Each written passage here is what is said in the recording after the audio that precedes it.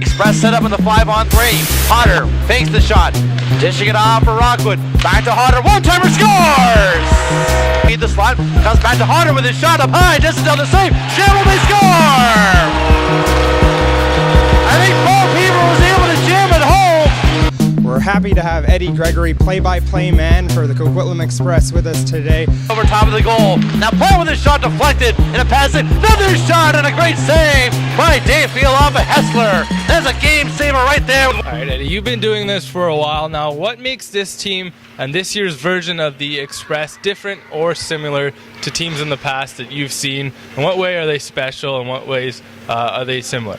Well, it's similar to, some of the higher scoring teams of the mid-2000s.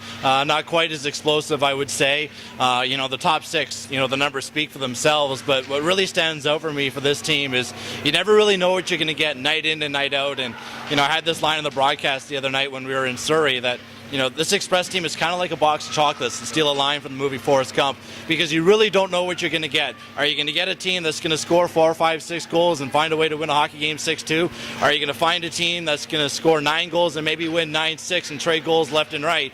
Or are you going to see a team that might unfortunately get lit up and lose 8-1 like they did to Nanaimo, or lose 6-0 to the Prince George Spruce Kings? This team, night in and night out, it's really hard to predict what you're going to expect. In some ways that makes it kind of fun, just trying to speculate on what type of game you're going to see. And Eddie, as he was saying, you've been the play-by-play man here for years now. What kind of perspective have you gotten from covering the team for the years, seeing their highs like the Royal Bank Cup champions and to not as successful years like last year? Well, I think it's about trying to keep everything at even keel and, understand that in junior hockey you are going to have some highs and you are going to have some lows. You just look around the BCHL, every team, whether it was the Vernon Vipers the last few years or what have you, the Chilliwack Chiefs this year, sometimes you're going to have really great years and sometimes you're not going to have really great years. And it's about always keeping that in the back of your mind about junior hockey, that it does go in flow, it does go in cycles, but certainly when the team is at the top, you can't describe it any better, as it's some of the best memories I've ever had covering this team when they won their RBC Cup in 06 in Burnaby. And Eddie, for viewers who don't know at home, how long have you been doing this? And of course you mentioned already the RBC Cup win, but what has been your favorite moment to see the Coquitlam Express?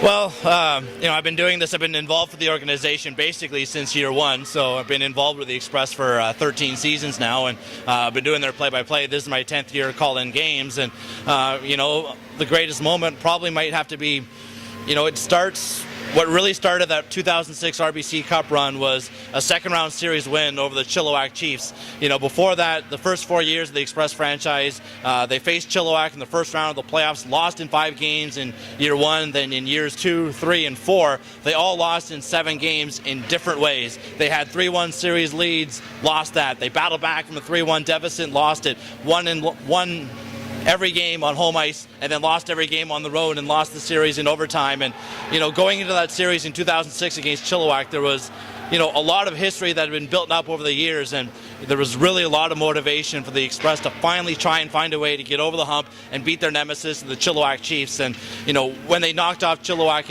in 5 games that year and they won it by a score of 6-3, it was like the Express had won a championship, because they finally got over that elusive hump of the Chilliwack Chiefs, and it carried them on the rest of the way. And they won the Fred Page Cup, winning in overtime against 6 on a goal by Tyler McNeely. I'll never forget my nerves in overtime leading up to that moment. Then they went on and knocked off Fort McMurray, and then a dramatic semifinal overtime win against Fort William to go to the RBC final, then winning the RBC Cup final. That was certainly a high. And this Express team here in Coquitlam has certainly had a lot of high-profile players come through this team as well. Milan Lucic, Andrew Ladd, Brandon Yip, David Jones have all skated on this ice, and now you see them in NHL uniforms. Obviously, Kyle Turris skated at the Bill Copeland Sports Center down the road in Burnaby along with Patrick Weirkoch. So, it's pretty cool to know that I've seen players come through this organization, eventually make their way to the National Hockey League, and not only get to the National Hockey League and play a number of games, but also get to the NHL and succeed. And, you have 3 Stanley Cups won by Express alumni, with Ladd with 2 and Lucic with 1. So to know that it all started with this Express organization is really cool. And Eddie, just talking about all the guys who have come through this program, you see any kind of up-and-comer guys on the team right now who you think might be hot someday? Well, certainly Adam Rockwood has the capabilities to be one of those guys. Obviously, he was listed by NHL Central Scouting as a player to watch, and the season that he's had this year, basically leading the team in scoring pretty much right from the start as an 18-year-old, certainly speaks to his skill set. And I also look at Ryan Rosenthal as well, a 20-year-old player who came from college last year.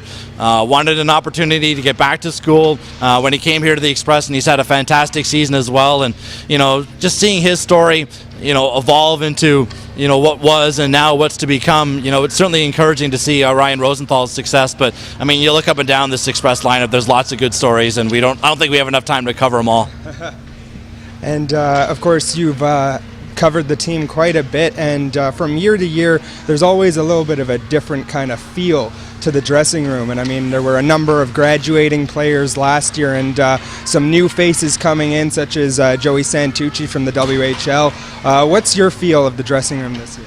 Well, I think all in all, it's a fairly confident group. They're confident in their ability. They know they can score goals, and the one thing I really get from this team is it doesn't really ride that emotional roller coaster. And when you have a team that's hovering around 500 and had the ups and downs that it's had throughout the course of the year, that maybe that emotion or that energy can maybe get lost along the way when you're going through some of the downs, or you can maybe get too high when some of the things are going really, really well. But when I see this team get ready for games, especially when they're kicking the soccer ball around, I get the energy, I get the enthusiasm that they have night in and night out, regardless of what the result was of the last game, where they won by scoring 9 goals or they lost by giving up 6. The energy level is always very high and very positive about this Express team each game. It's a hat trick for Joey Santucci.